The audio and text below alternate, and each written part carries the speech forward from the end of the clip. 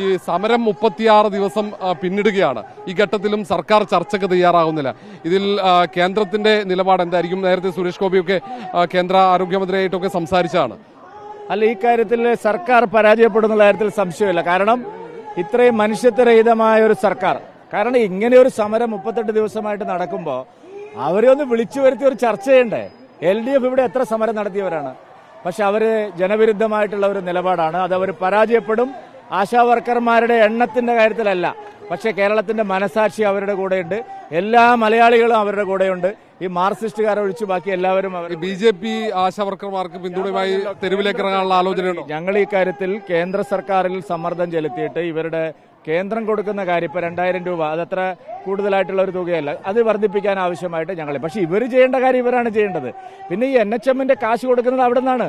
ഇവരിത് കണക്ക് കൊടുക്കാതിരിക്കുകയും വകമാറ്റി ചെലവഴിക്കുകയും ചെയ്തിട്ട് ഞങ്ങളുടെ തലയിലിട്ടല്ല എങ്ങനെയാ? ഞാൻ ചോദിക്കട്ടെ, നിർമ്മല സീതാരാമനെ കാണാൻ പോയപ്പോൾ എന്താ ഇവർ പറയാത്തത്?